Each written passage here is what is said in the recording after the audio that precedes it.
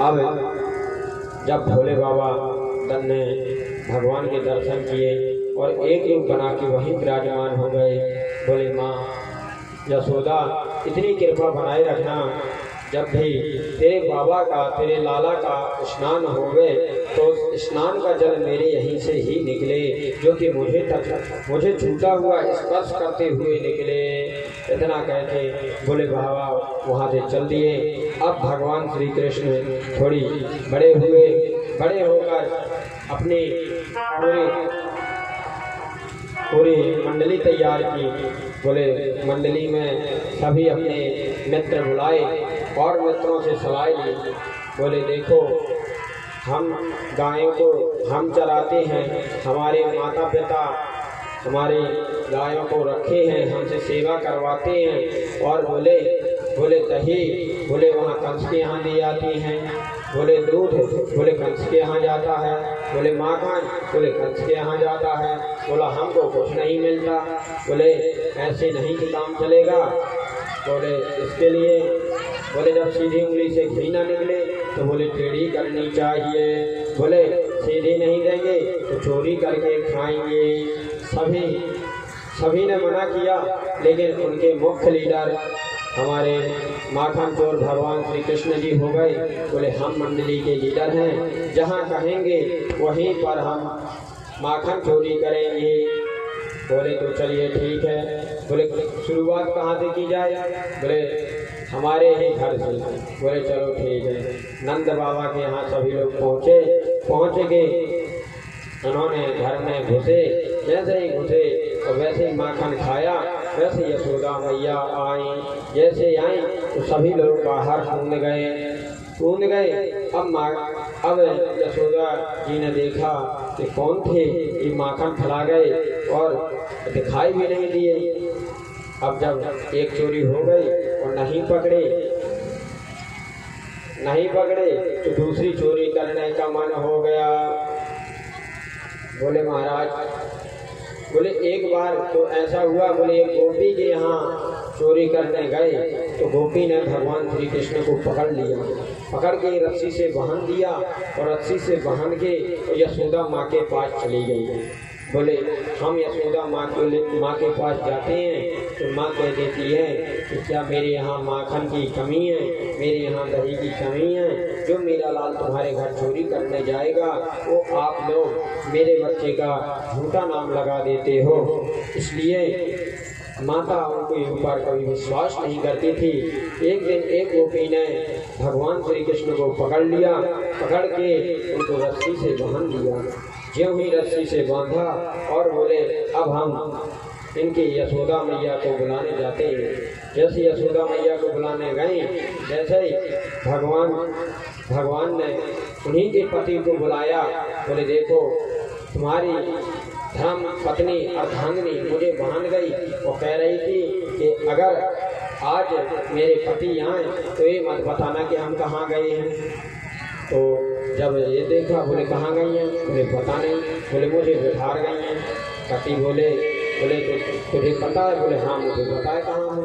बोले तो ले वाला, बोले तो मेरी जगह बैठ जा। बोले ठीक है।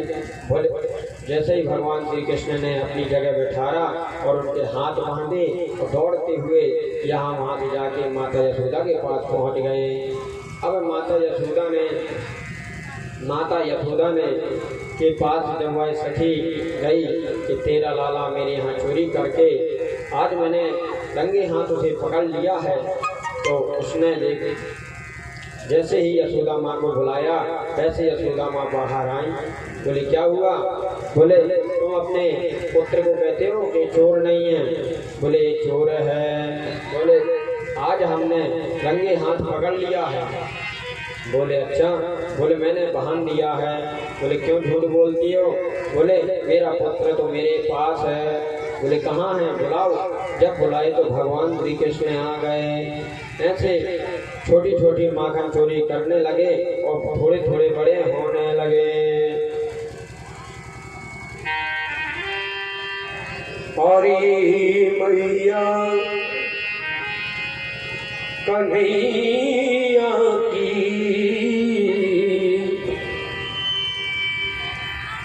हरी मैया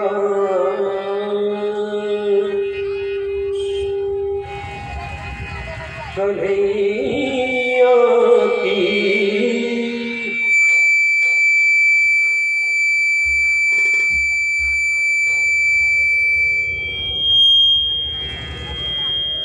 शरारत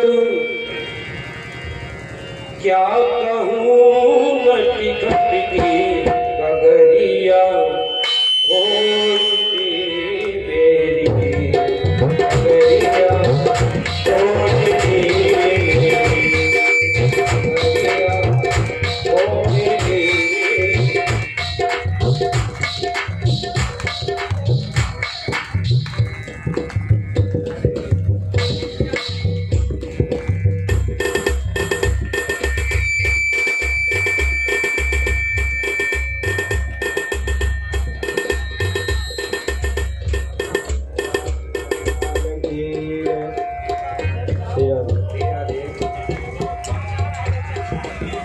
जब एक बार जब सेट हो जाए तो बार बार उल्टी क्यों करती हो?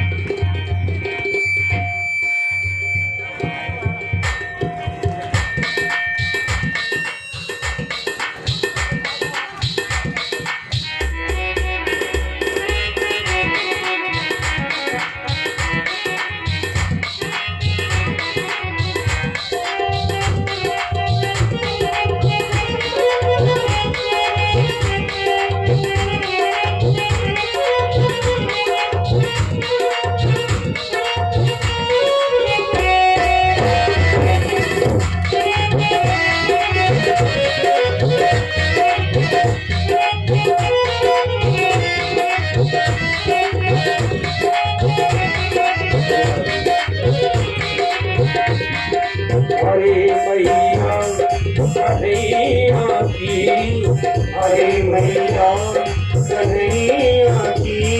शरारत क्या कहूँ नटी खटकी गगरिया होती मेरी गगरिया होती मेरी। मोती आकर पास में चुपके से ये आकर चुटकी से तेरे इस चलिया कानों ने के गगरिया होती मेरी गगरिया होती गगरिया होती मेरी।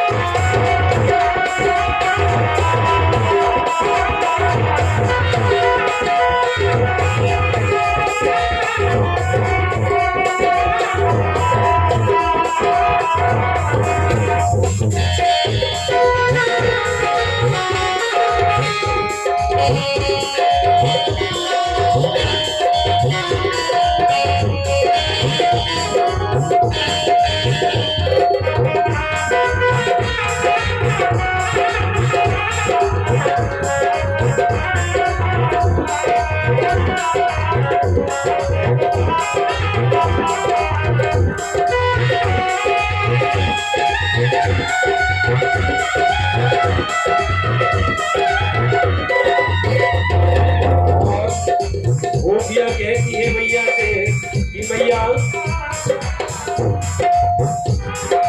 अंधेरी रात तुम्हें आकर मेरा मगन चुराता है।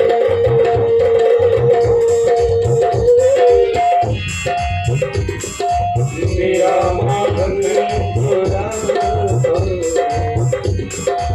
लड़ता है झगड़ता है हमें आके दिखाता है। हमें आके दिखाता और भैया चुनरिया की करी मेरी चुनरिया की करी मेरी तुम्हारा आखी घूंघट लेके जा दुनिया छोड़ दे दुनिया छोड़ दे छोड़ दे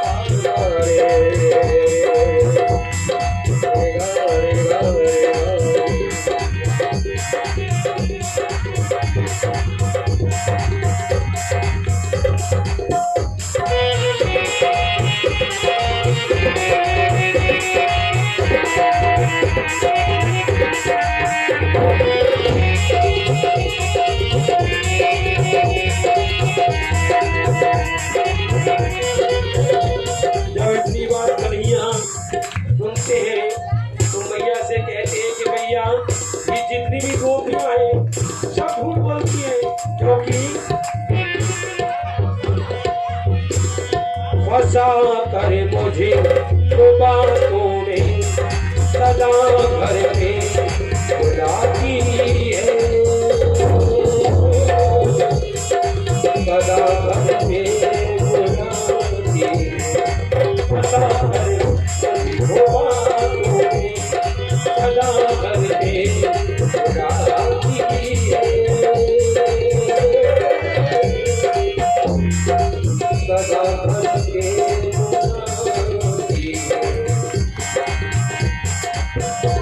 और भैया अगर इनका करो भैया शिकायत लेके आती है शिकायत लेके आती है वो भैया ये जितनी भी गोपियां हैं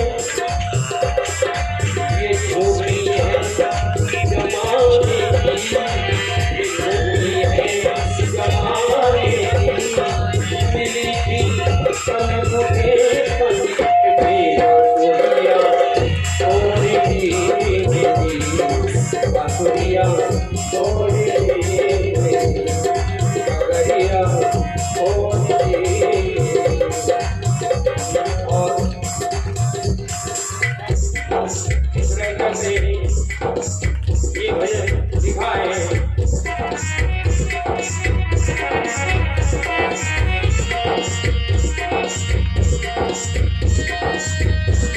ये जगना गोपी माना का निराला है, अनोखा है। ये जगना गोपी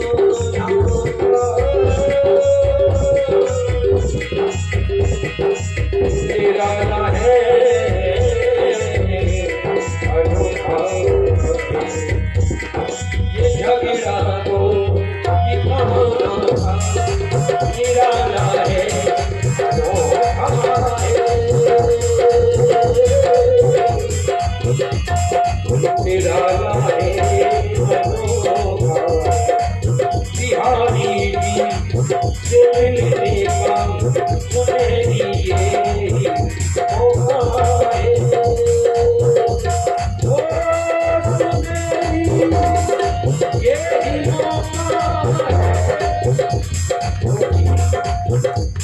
मैं बलिहारी मैं बहारी, मैं बलिहारी मैं बहारी। कन्हैया ओ ठिकाना के कन्हैया सोनी जी मेरी, कन्हैया सोनी जी हरी गैया कन्हैया की सदारम क्या कहूँ नशी कन्हैया सोनी जी मेरी, कन्हैया सोनी जी कन्हैया सोनी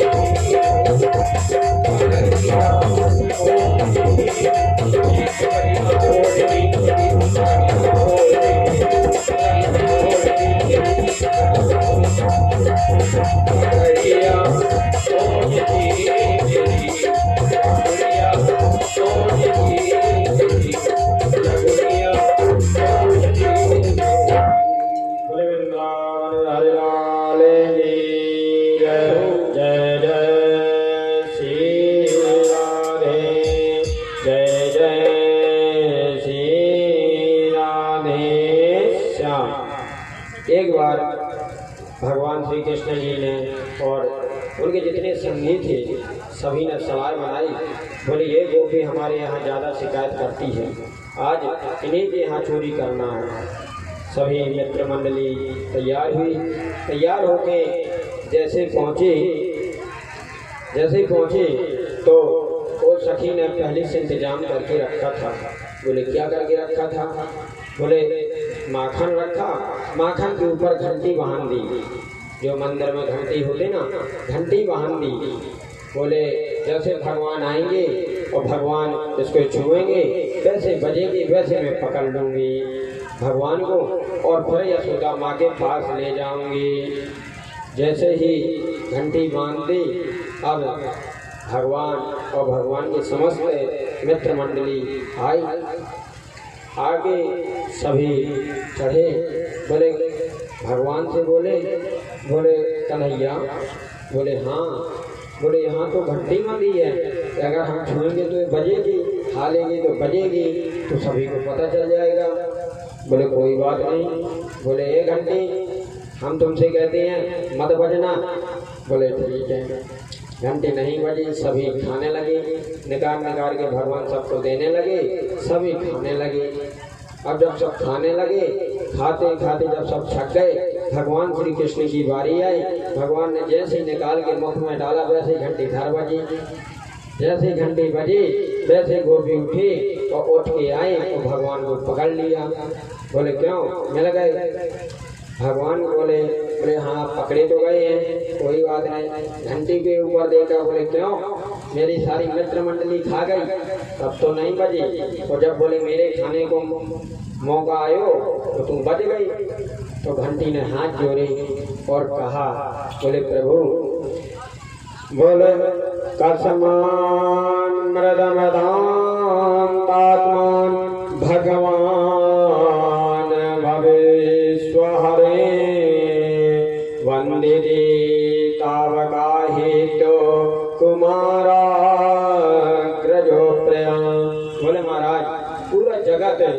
खा जाए तो मुझे मतलब नहीं, मैं नहीं बजूंगी। आपने मेरे से कहा था कि मत बजना, तो मैं नहीं बजी। और जब बोले मेरे प्रभु सब भोग लगाएं, जब वो खाएं और बोले मैं ना बजूं, तो बोले महाराज ऐसा नहीं हो सकता।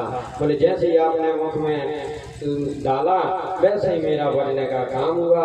बोले महाराज तो मैं बज उठी। बोले ठीक है। तब से भगवान के भोजन प्रसाद में घंटी शंख इत्यादि बजाई जाती हैं।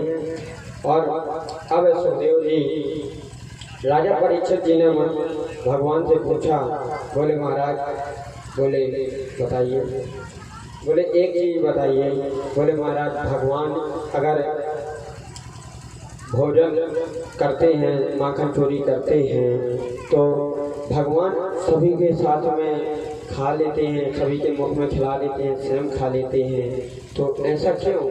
बोले भगवान में और इनमें कोई अंतर नहीं है क्या? तो सुखदेव जी महाराज कहते हैं कि राजा परीक्षित, ये जो भगवान हैं यह सब लीला पुरुषोत्तम है। बोले भगवान श्री कृष्ण, भगवान श्री रामचंद्र जी मर्यादा पुरुषोत्तम थे, उन्होंने मर्यादा में रह के पूरा काम किया है। और बोले भगवान श्री कृष्ण लीला पुरुषोत्तम है, बोले पूर्ण रूप से अवतार हुए हैं। बोले भक्त और भगवान में कोई अंतर नहीं है। बोले वो प्रेम से इनको खिलाते हैं, ये प्रेम से उनके खाते हैं। बोले इसके लिए मैं आपको एक उदाहरण देता हूँ, बोले उसे सुने। बोले बताएं महाराज। बोले एक गुरुकुल था, गुरुकुल में एक विद्यार्थी रहता था जो कि नित्य गुरु से विद्या अध्ययन करने आया करता था।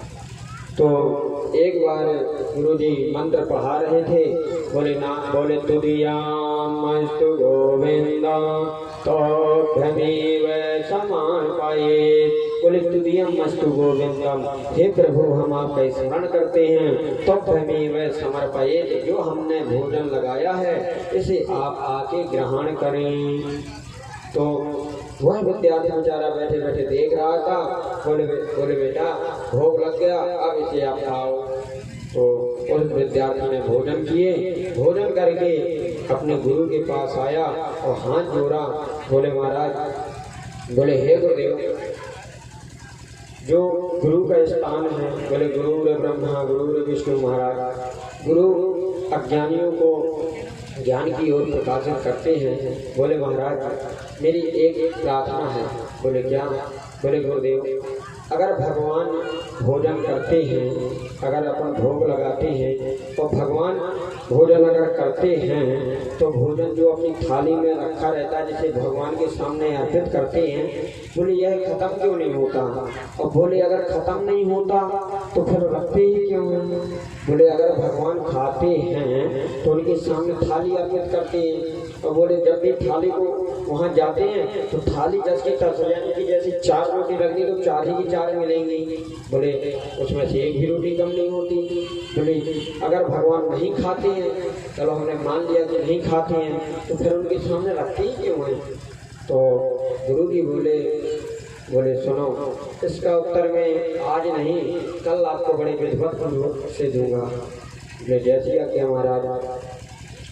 कल सुबह हुई जैसे ही तो विद्यार्थी पहुंचा तो गुरुजी ने उसे एक मंत्र याद करने के लिए दिया। एक मंत्र, कोई सा भी मंत्र ले ले, जैसे कि सर्वमंगल मांगल्ये शिवे सर्वादि साधिके शरण्ये त्र्यंबके गौरी नारायणी नमोस्तुते। बोले इस मंत्र को याद करने के लिए दिया। बोले बस अगर तू सचमुच भगवत प्रेमी है तो इस मंत्र को याद करके तू मुझे कल सुना देना। विद्यार्थी ने पूरी रात पढ़ाई की, पढ़ाई करके उस मंत्र को याद किया और याद करके भगवान के अपने गुरु के सामने पहुँचे। तो गुरु जी ने कहा, बोले जो हमने आपको मंत्र दिया था उसे याद किए? बोले हाँ महाराज किया। बोले सुनाओ। जैसे सुनाने के लिए कहा, बोले सर्व मंगल मांगल्ये शिवे सर्वार्थ साधिके शरण्ये त्र्यंबके गौरी नारायणी नमोस्तुते। जैसे ही उसने कहा कि सुनाओ तो उसने अपना मंत्र सुना दिया। जैसे सुनाया तो गुरुदेव ने कह दिया मंत्र गलत है। बोले नहीं गुरुदेव, सही में सत्य मन। बोले कैसे? बोले मैंने गुरुदेव रात भर अपने गुरु की आज्ञा का पालन किया। आपने मेरे से कहा था इस मंत्र को याद करना, तो मैं रात भर नहीं सोया कि कहीं सा कोई गलत ना रह जाए, जिससे कि हमारे गुरुदेव हमसे क्रोधित हो जाएं, कुपित हो जाएं और हमको विद्या ग्रहण ना कराएं। तो बोले महाराज मैंने पूरी रात में यही मंत्र याद कर पाया है और कोई मंत्र मैंने याद नहीं किया। बोले अच्छा। बोले तो एक मतलब तुमने सही किया है? बोले हाँ सही किया है। बोले तो मैं तुमसे एक प्रश्न पूछता हूँ। बोले क्या? बोले ये मंत्र कहाँ लिखा है? बोलो। जितनी टाइम उन्होंने जहाँ पुस्तक में लिखा था यह मंत्र दुर्गा पुराण का है, दुर्गा पुराण में लिखा था। बच्चे ने दुर्गा पुराण खोल के दिखा दी। बोले लो गुरुदेव ये लिखा है। बोले तो अच्छा अब एक चीज बताओ। बोले क्या? बोले जब इसमें यह मंत्र लिखा है सर्व मंगल मांगल्ये, तो तुम्हारे दिमाग में कहाँ से आया, तुम्हारे पास कहाँ से आया, तुमने इसे जिह्वा में कैसे रख लिया? बोले महाराज बोले मैंने इसका परिश्रम किया, याद किया, तो यह मंत्र मेरे दिल दिमाग में फंस गया। बोले बस। बोले जो तुमने कल मेरे से प्रश्न किया था ना, उसी प्रश्न का उत्तर यही है कि जब हम भगवान को भोग लगाते हैं तो बोले भोजन की थाली तो वहीं रखी रहती है। जैसे कि हम कोई चीज पढ़ते हैं तो बोले लिखा तो वहीं रहता है, लेकिन सूक्ष्म रूप से हमारे दिमाग में, हमारी बुद्धि में स्थिर हो जाता है। बोले उसी प्रकार भगवान है। बोले हम जब भगवान को भोग लगाते हैं तो थाली में भोजन जैसा तक रहता है। बोले जितनी रोटी रखते हैं उतनी ही रहती हैं, लेकिन भगवान उसके सुगंधित मात्र से तृप्त हो जाते हैं और अपने भक्त को आशीर्वाद प्रदान करते हैं कि यह हमारा पूजा पाठ इत्यादि करता है, उसके सभी मनोरथ को सिद्ध करते हैं। जब इस प्रकार से सुखदेव जी ने परीक्षित को समझाया तो परीक्षित को समझ में आ गया। बोले महाराज धन्य है प्रभु जो कि सभी भक्तों के मनोरथ को सिद्ध करते हैं। बोले ऐसे ही बोले ये एक जगह चोरी करने गए तो बोले उसने अपना पूरा माखन अंदर रख के ताला लगा दिया था, अंदर लगा के कुंडी लगा दी। भगवान को कुंडी भोंकी नहीं मिल रही थी। भगवान को बड़े गुस्साई तो देखा कि दोनों बेचारे लेटे हुए हैं। गए तो पहले के क्या थे कि पुरुषों के बाल भी बड़े रहते थे, तो उन्होंने माता के बाल और उनके बाल दोनों को पकड़ के और खाट से बांध दिए और वहीं पर बोले हो एकदम से जैसे बोले तो एकदम उनकी जैसे उठने की चेष्टा की वैसे दोनों के बाल बने थे, फट करके वहीं गिर पड़े। अब बाल कौन छोड़े? अब बोले भैया बाल छोड़ दे। बोले नहीं छोड़ूंगा। बोले छोड़ दे। बोले माखन का है। बोले वो हम फिर गलाएंगे, पहले बाल छोड़ दे। जब भगवान से काफ़ी मन्नतें की तब भगवान ने आके बाल छोड़े। ऐसे सुखदेव जी कहते हैं बोले भगवान ने बहुत सारी माखन की चोरी की, माखन लीला की। फिर बोले इसके बाद एक दिन भगवान श्री कृष्ण जी ने सोचा कि मैंने माखन तो बहुत खाया, आज थोड़ा इसे वृक्ष की मिट्टी खाते हैं, वृक्ष रज खाते हैं, इसमें कितना स्वाद है। जैसे ही भगवान ने थोड़ी सी मिट्टी खाई, वैसे दाऊ भैया सामने बैठे थे। दाऊ जी थोड़ी बड़े हैं, उन्होंने देख लिया। बोले क्यों लाला तूने मिट्टी खाई? रुक जा मैं अभी माँ को बुलाता हूँ। जैसे ही माँ को बुलाया बोले तुरंत कृष्ण जी बोले तुरते लाला बोले बताओ भैया रुक जाओ। बोले क्यों? बोले तुमने कल भांग का गोला खाया था, अगर मेरी मिट्टी की बताई तो मैं भी बता दूंगा। बोले इसलिए? अच्छा इसलिए कि ना तुम बताओ ना हम बताओ। बोले तो ठीक है। बेचारे दोनों रह गए।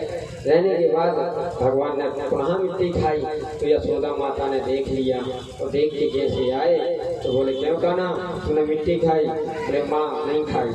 बोले देखा मुख? जैसे ही मुख खोला तो बोले क्या हुआ? बोले जैसे ही मुख खोला बोले क्या हुआ?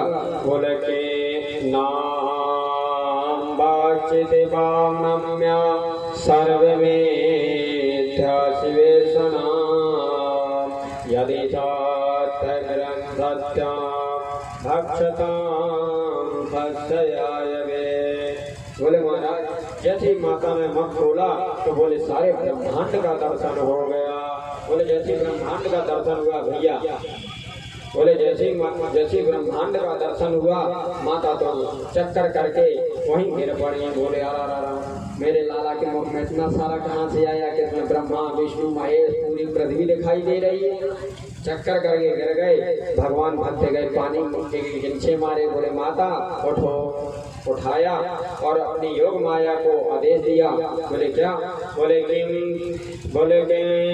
स्वप्ने दूत देव माया किम यदयो बत बोधि मोहा यथोपतैका मगया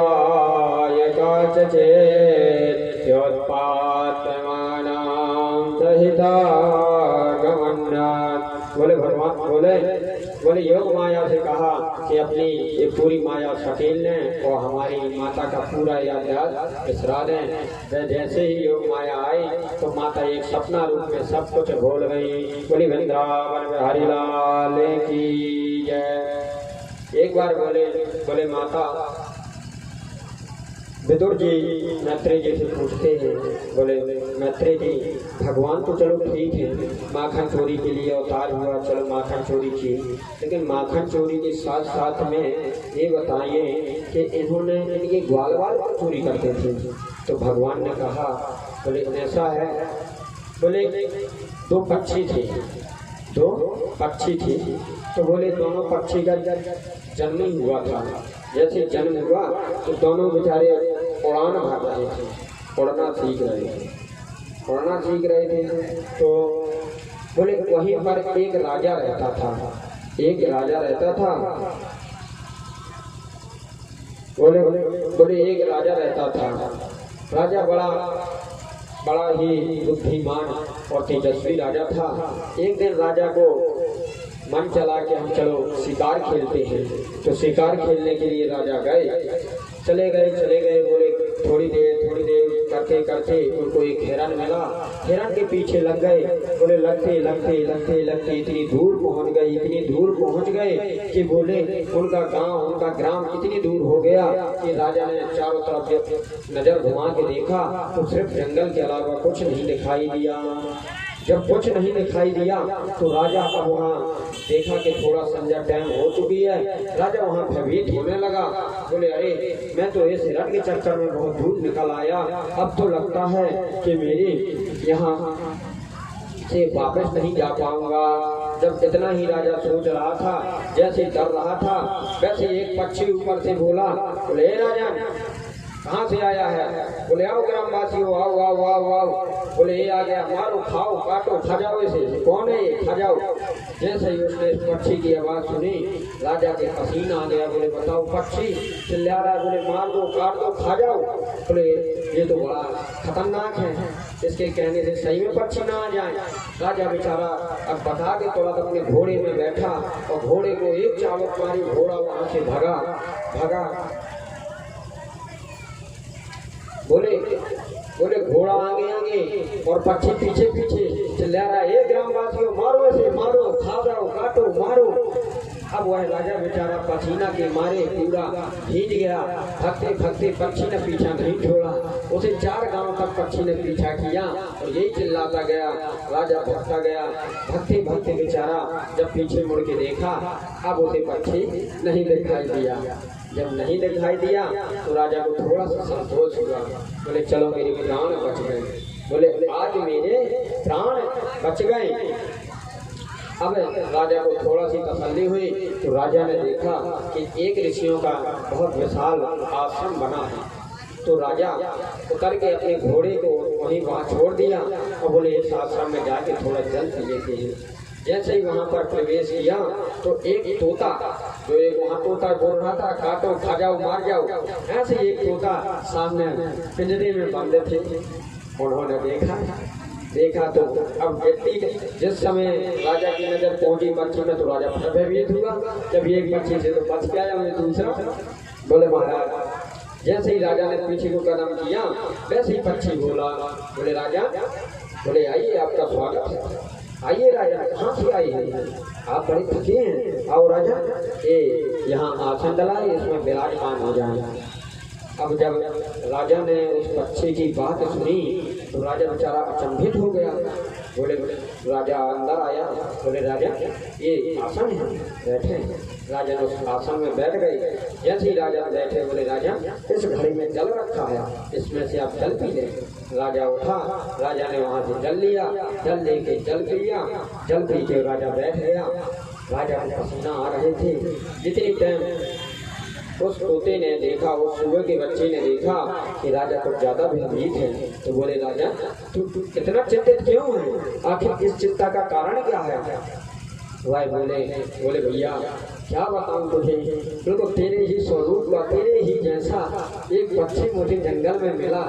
तो जब मैं वहाँ से काल खेलता था तो मेरी उसने देखा और देखते बोले मारो काटो खा जाओ। बोले मुझे गांव के लोगों को बुलाने लगा। बोले जैसे एक ऐसा नहीं होता कि किसी से किसी का लड़ाई हो जाए तो बुला देता, बोले भैया भागते आओ। बोले उसी प्रकार पूरे गांव के लोगों को बुलाने लगा। बोले मारो काटो खा जाओ। बोले और एक तुम हो। बोले कि तुमने क्या कहा? बोले आइए राजा स्वागत है। ऐसे जल चलाया, बैठारा, मेरा स्वागत किया, जिस तरीके से व्यक्ति सम्मान करता है। बोले महाराज, बोले इसका उत्तर मुझे चाहिए। बोले तुम में उसमें कोई अंतर नहीं, बिल्कुल तू स्वयं बिल्कुल जैसे तुम हो वैसे वो था। जितनी टाइम यह बताया तो तुरंत वह पक्षी बोला, बोले राजा और वह कोई नहीं, मेरा भाई था। बोले कैसे? बोले राजा एक समय की बात है कि हम दोनों का जैसे जन्म हुआ वैसे हमने उड़ना प्रारंभ किया। बोले उड़ते उड़ते जब थोड़ी दूर उड़े तो एकदम से ऐसी आंधी आई कि बोले मैं यहाँ गिर पड़ा। ये जो आश्रम दिखाई दे रहा है ये बोले संतों का आश्रम है। मैं इन संतों के बीच में गिर पड़ा तो संतों ने, मैं थोड़ी घायल हो गया था, जब ऊपर से गिरा तो हाथ पाँव तो थोड़ी टूटेंगे ही। बोले उठा के मुझे बढ़िया से उन्होंने दवा इत्यादि सब की, मुझे देख रेख की और मुझे यहाँ पर रख लिया। जो कुछ जूठा बचता था मैं उसको खा लेता था। संत लोग यहाँ नित्य प्रवचन किया करते थे, उसी प्रवचन को मैं सुना करता था। और मेरा जो बड़ा भाई था बोले वो ऐसी जगह गिरा, बोले जहाँ लोग मांस मदरा लोगों को खाना ही पसंद करते थे। बोले वो उनके बीच में रहते रहते बोले उन्हीं जैसा हो गया। बोले उसने किसी का भला नहीं किया। बोले जो कुछ उसे मिला उसी को खाया। बोले मांसों को खाया, मदरा को पिया। बोले उसका वैसे ही मन हो गया। बोले यथा संगत तथा गुण। बोले मैं एक संत के बीच में पड़ गया तो मुझे संतों के पूरे लक्षण आ गए। और बोले मेरा भाई उन दैत्यों के बीच में पड़ गया तो बोले बिल्कुल दैत्य बन गया। बोले राजन वो सब यथा संगत तथा गुण, बोले सब यह संगति का गुण होता है राजन, इसमें आप बिल्कुल चिंता ना करें। अब आप यहाँ पूरी रूप से सुरक्षित हैं, आप जल पी और आप यहाँ भोजन कर लें। जब उसकी बात सुनी तो राजा बड़ा चकित हो गया। बोले देखो एक प्रभु की माया है, यह संगत का गुण है। बोले अगर कोई गांजा पीता है तो बोले एक दिन नहीं पिलाएगा तुमको, 2 दिन नहीं पिलाएगा, तीसरे दिन तो जबरदस्ती कर ही देगा। बोले इसी प्रकार यथा संगत तथा गुण आ जाते हैं। बोले अगर कोई व्यक्ति भक्त की संगत करता है, भगवान की संगत करता है, उसे भक्ति मिलती है। और जो व्यक्ति उल्टे सीधे दुराचारियों की संगत करता है बोले वह व्यक्ति उन्हीं में जम जाता है, उन्हीं में लग जाता है। इस प्रकार से सुखदेव जी महाराज जी ने उनको समझाया। बोले एकदा गृहादिषु यशोदा नंदनो गृही कर्माण्य निर्बंध स्वयं दधि यानि यानि हरोमाणि ते आये चरित दधे निमंद्रया काले सरस्वती गयायता। बोले महाराज अब भगवान श्री कृष्ण थोड़ी बड़े हो गए। अब बोले क्या किया? बोले एक बार एक गाय बंधी थी, उसके पास में भगवान ने ढोलचा लिया तो जाके उसको लगाने के लिए, उसका दूध निकालने के लिए जैसे ही बैठे बोले वो गाय के बछड़ी ने, गऊ माता ने, बछिया ने, छोटी सी ने इतना दूध दिया कि वह पूरी बाल्टी भर गई। अब माता को बोले माता दूध ले लो। माता आया, बोले बेटा ये दूध कहाँ से आया? बोले मैंने निकाला है। बोले कहाँ से निकाला? बोले इससे निकाला है। बोले अरे इसके तो अभी अभी तो बच्चियां हैं, हल्की हैं, इससे दूध कैसे आ गया? बोले नहीं माँ, मुझे दे दिया। बोले ठीक है। तो बोले माँ, जब इसने मुझे दूध दिया है तो क्या मैं इसे चराने ले जाया करूँ? तो माँ बोली ठीक है, तो तुम इसे चरा, इसकी सेवा कर। अब भगवान ने गायों को लेके चराना शुरू कर दिया। बोले कब? बोले गोपाल अष्टमी के दिन। गोपाल अष्टमी आती है ना, उस गोपाल अष्टमी के दिन गायों को चराना प्रारंभ कर दिया। बोले वृंदावन में हरि लाल की जय। बोले महाराज, अब भगवान गायों को चराने लगे। गायों को चराते चराते बोले एक बार वहीं पर बत्सासुर आया। बत्सासुर एक सर्प के रूप में आया, मुख खोल के बैठ गया। सभी ग्वाल गायों को चरा रहे थे। उन्होंने देखा कि बहुत अच्छी गुफा है। उस गुफा में जैसे जाके बैठे तो भगवान जानते थे कि यहाँ तो कोई ये राक्षस बैठा है, अगर इसके अंदर जाएंगे तो हम सभी लोग मर जाएंगे। लेकिन सब जब भक्त चले गए तो भगवान को भी पीछे से जाना पड़ा। जैसे ही भगवान गए तो वह भगवान का वेट कर रहा था कि जैसे भगवान आ जाए वैसे मैं अपना मुख बंद कर लूं। जैसे भगवान अंदर गए, उन्होंने मुख बंद किया। भगवान ने मार के उसका मुख फाड़ के सभी को बाहर निकाल दिया। बोली वृंदावन हरि लाल की जय। एक बार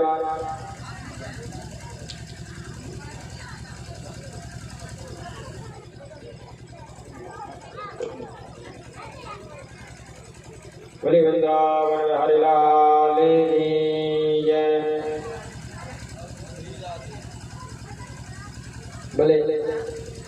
बोले महाराज, बोले सभी लोग इतने प्रेम करते थे कि सभी लोग रहते हैं, साथ में रहते हैं। तो भगवान तुलसीदास जी महाराज जी ने कहा, बोले क्या? बोले जहाँ सुमति तहाँ संपत्ति नाना, जहाँ कुमति तहाँ विपत निधाना। बोले एक बार सेठ जी सब सो रहे थे तो बोले सुखदेव जी से वो समझा रहे हैं, सुखदेव जी राजा परीक्षित को, कि जहाँ सुमति मतलब परिवार अच्छा रहता है वहाँ सब कुछ अच्छा रहता है। बोले राजन, बोले एक बार की बात है कि एक सेठ जी रहा करते थे। बोले सेठ जी रहते थे तो सेठ जी के स्वप्न में माँ लक्ष्मी आई और सेठ जी से बोले सेठ जी, अब हम आपके ग्रह को ताक के आपके घर को छोड़ के और जा रहे हैं। जैसे सेठ जी ने कहा, बोले कहाँ जा रही हो माँ? बोले बस मुझे जितने दिन रहना था तो मैंने रह लिया, अब मैं जा रही हूँ। तो सेठ जी बोले माता, आप चली जाओगी तो कौन आएगा? बोले फिर बोले मेरे बाद में दलिता आएगी और तुम्हारे घर का ये प्रेम सब नष्ट हो जाएगा। सेठ जी बोले माँ, जो प्रभु ने लिखा है वह मैं क्या कोई भी संसार का नहीं मिटा सकता। बोले माँ, आपको जाना है, प्रेम से जाइए। माता को छोड़ दिया। अब बोले सेठ जी के 4 पुत्र थे और चारों की शादी हो चुकी थी। अब बोले 4 की बहुएं थी। अब चारों लोग सभी लोग और उनकी पत्नी थी, सभी बड़े प्रेम से रहते थे, सभी प्रेम से रहा करते थे। कितने लोग? 10 लोग। एक तो सेठ जी की पत्नी, 4 पुत्र और 4 बहु, उनकी प्रेम से रहते थे। क्या होता था, एक दिन वहाँ रोज सब्जी में नमक कम डाला जाता था। तो सेठ जी जब भोजन करने बैठते थे तो रोज सब्जी को खाते प्रतिदिन और कहते थे, बोले बेटा नमक कम है, तो रोज नमक देना पड़ता था। जैसे ही लक्ष्मी जी गई, दलिद्र आए, वैसे खाना बना तो एक जो बड़ी बहू थी उसने सोचा कि रोज सब्जी में नमक कम रहता है, हो ना हो आज मैं पूर्ति कर देती हूँ। तो उसने लिया और नमक डाल दिया, अंदर चली गई। दूसरी देर बाद थोड़ी 2-4 मिनट बाद उनसे छोटी बहू और आई। बोले रोज पिताजी कहते हैं कि खाने में नमक कम रहता है, बोले चलो आज मैं पूर्ति कर देती हूँ। तो दूसरी बहू ने डाल दिया। ऐसे तीसरी बहू निकल के आई। बोले रोज सब लोग कहते हैं, हमारे पति देव कह रहे थे क्या सब्जी ही बनती, नमक ही कम है। बोले आज मैं पूर्ति करे देती हूँ। ऐसे करके महाराज चारों लोगों ने नमक की पूर्ति कर दी। अब जैसे ही नमक की पूर्ति हुई भैया, जैसे ही संध्या टाइम हुआ, सेठ जी को पहले क्या था कि सब आदर पूर्वक चलते थे। बोले कैसे? बोले सबसे पहले घर के जेठों को भोजन कराया जाता था, फिर इसके बाद में अपने खाया जाता था। पहले सेठ जी को बुलाया, सेठ जी आए, सेठ जी के सामने खाना रखा गया। सेठ जी ने जैसे ही उसमें खाना में एक और खाया तो इतना नमक था कि मतलब कहाँ एक गुना कहाँ 4 गुना, तो समझ रहे हो कितना नमक था उसमें। लेकिन सेठ जी ने एक बार भी उनसे नहीं कहा कि यार नमक ज़्यादा है। उसी सब्जी में लेके और खाना खा लिया और हाथ धोया और वहाँ से चले गए। अब थोड़ी देर बाद उनकी पत्नी आई, मतलब इनकी माता जी पहुँची। माता जी के सामने खाना परसा गया। माता जी ने प्रेम से खाना खाया, एक और खाया। बोले क्यों? और पिताजी ने आपके खाना खाया? बोले हाँ खाया। बोले खा लिया? बोले हाँ खा लिया। बोले जब हमारे पति देव भोजन कर गए, उन्होंने कुछ नहीं कहा, तो बोले हम क्यों किसी से कहें? तो उन्होंने भी बड़े प्रेम से उसी भोजन को कर लिया। अब बोले दोनों ने बढ़ गए। अब चारों पुत्र आए, चारों पुत्रों को बुलाया गया, लैन से बिठा के खाना परोसा। जैसे ही उन्होंने खाना खाया तो पूछा, बोले क्यों मम्मी और पापा भोजन करके गए? बोले हाँ चले गए। बोले इसी भोजन को? बोले हाँ इसी भोजन को। बोले अरे जब बताओ, हमारी माता पिता भोजन इसको कर सकते हैं तो हम नहीं कर सकते? बोले नहीं, हम माता पिता क्या को नहीं ठुकराएंगे, हम भी इसी को भोजन करेंगे। उनने भी प्रेम से खा लिया। अब बोले अब चारों जो मतलब बहुएं थी, जो उनकी पत्नी थी, उनका नंबर आया। जब सब लोग घर के बड़े खा चुके, चारों लोग लाइन से बैठे, चारों ने सब्जी परोसी, रोटी परोसी, और जैसे ही खा के अब नमक तो ज़्यादा था ही था, ठीक है। बोले देखो बोले कितना नमक है कि सब्जी में एक और खाया नहीं जाता। बोले हमारे पिताजी खाने को खा गए, बोले हमारे पति जो भोजन कर गए, तो बोले जब पूरा घर खा गया तो हम जो न खा लें। बोले क्यों किसी भी कहें कि नमक ज़्यादा है? उन्होंने भी प्रेम से भोजन किए, ऐसे करके चारों ने भोजन कर लिए। किसी को पता ही नहीं चला कि यार नमक कितना ज़्यादा था। तो जब सारा भोजन कर गए और पता ही नहीं चला, तो इसके बाद में राजा सेठ जी सपने में सोए तो लक्ष्मी जी ने फिर दर्शन दिए। बोले सेठ जी हम आपके घर पुनः आ रहे हैं। बोले क्यों? बोले एक दिन के लिए हम यहाँ से गए थे, आपके यहाँ दलिद्रा आई तो झगड़ा कराने के लिए बोले एक बार नहीं 4 गुना सब्जी में नमक करवा दिया। लेकिन आपका घर, आपका एक परिवार ऐसा खा गया कि जैसे कि किसी को क्या को बताया ही नहीं कि नमक ज़्यादा है कि कम है। बोले किसी ने कुछ हल्ला भी नहीं किया। बोले महाराज तुम्हारे घर की तो दलिद्रता भी कुछ नहीं कर सकती, तुम्हारे घर में इतना प्रेम है कि तुम्हारे यहाँ कोई भी चाहे जो कुछ कर दे, लेकिन तुम्हारे यहाँ का बाढ़ भी बांका नहीं हो सकता। बोले मैं तुम्हारे घर ही में निवास करूंगी। तो यहाँ पर तुलसीदास बाबा ने लिखा है, क्या लिखा है? बोले जहाँ सुमति तहाँ संपत्ति नाना, जहाँ कुमति तहाँ ब्रपत निधाना। बोले जहाँ सुमत होती है, जहाँ प्रेम होता है, जहाँ एकता होती है और जहाँ विश्वास होता है, बोले वहाँ साक्षात लक्ष्मी विराजमान रहती हैं। और बोले जहाँ कुमति आए दिन लड़ाई झगड़ा, बोले लड़ाई करने के लिए बोले क्या था? बोले उतनी सब्जी में तो लट्ठे चल जाते कि नहीं चल जाते? उतने में तो जाने कितना हो जाता, हंगामा हो जाता। बोले भैया बताओ तनक सब्जी में नमक कम हो तो ठीक है, बोले 4 गुना ज्यादा था, बोले उतने में जाने क्या होता, लेकिन फिर भी कुछ नहीं हुआ। बोले सभी प्रेम से खा गई, क्या को भी नहीं पता चला कि सब्जी में नमक कम है, किसने डाला, क्यों डाला, किसी ने किसी से कुछ नहीं पूछा और सभी प्रेम से खा गए। इसे कहते हैं सुमति। इसलिए तुलसीदास बाबा कहते हैं कि जहाँ सुमत होती है सभी लोगों को प्रेम से रहना चाहिए, एकता बना के रहना चाहिए। वहाँ लक्ष्मी भी वास करती है और वहीं पर ठाकुर जी का वास होता है। अन्यथा चाहे जितना भजन करो, चाहे जो कुछ करो, अगर एकता नहीं है, प्रेम नहीं है एक दूसरे के प्रति, तो कुछ नहीं हो सकता। उस घर में बुराई बनी ही रहती है।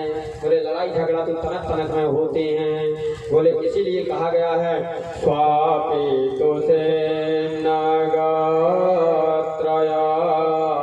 सात करा ध्वजोत्सवा दृष्ट्वा परिश्रितं कृष्ण कृष्ण सीता सौराद वरदे। बोले महाराज, बोले इतना प्रेम था, इसी प्रेम उन्हीं गोकुलों वासियों में था कि वो एक जाग में कभी अंतर ही नहीं समझते थे कि भगवान है कि हम कौन है, कि किस जाति के, हम किस जाति के। बोले सभी सम्मिलित रहा करते थे और भगवान सभी के साथ में कभी कुछ खाते कभी कुछ खाते। बोले उसी हाथ से उनको खिला देते, उसी हाथ से स्वयं खा लेते।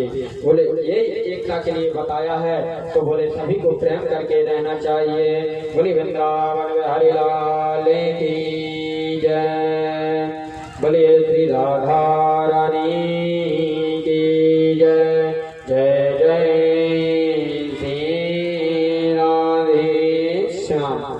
एक बार इसी दृश्य को ब्रह्मा जी देख रहे थे।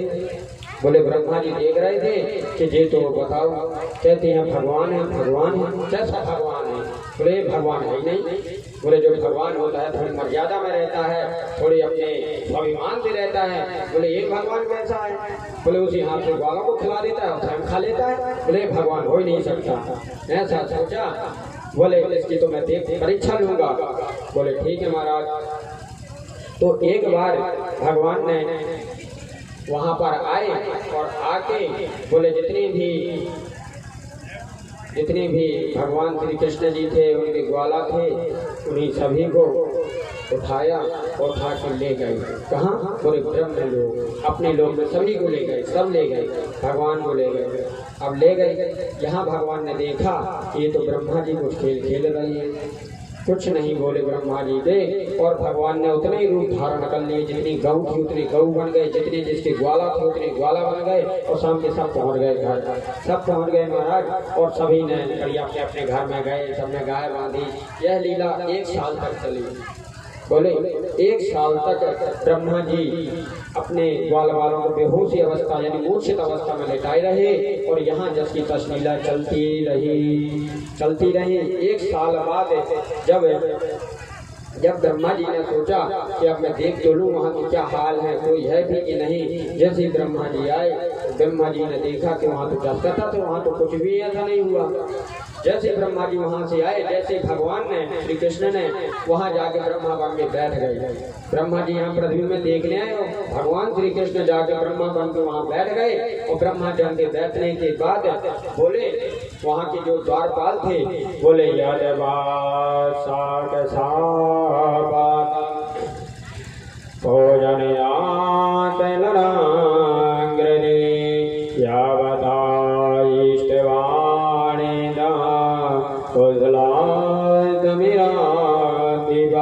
बोले महाराज जैसे ही ब्रह्मा जी भगवान वहां पर पहुंचे और जाके ब्रह्मा की गद्दी में बैठ गए, और बोले जो वहां द्वारपाल लगे थे उनसे बोले सुनो, यहाँ नकली ब्रह्मा बहुत घूम रहे हैं। बोले तुम उनकी रक्षा करना, यहाँ कोई और ब्रह्मा ना आ पाए, यहाँ का ब्रह्मा हम हैं।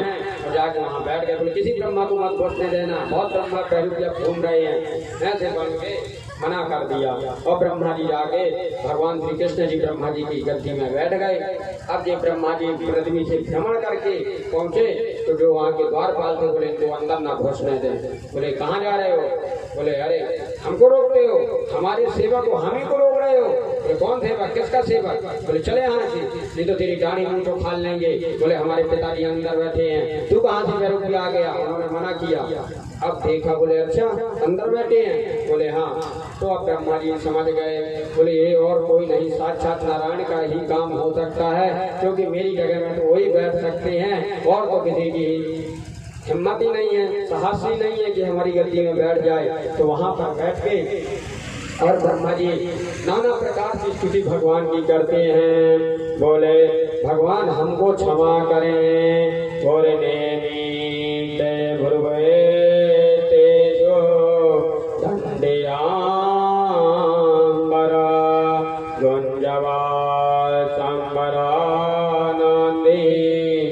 सुखाया नवा। बोले महाराज उन्होंने बहुत नाना प्रकार की ब्रह्मा जी से उनसे विष्णु भगवान से नारायण से क्षमा मांगी, फिर भी ब्रह्मा जी को क्षमा नहीं किया।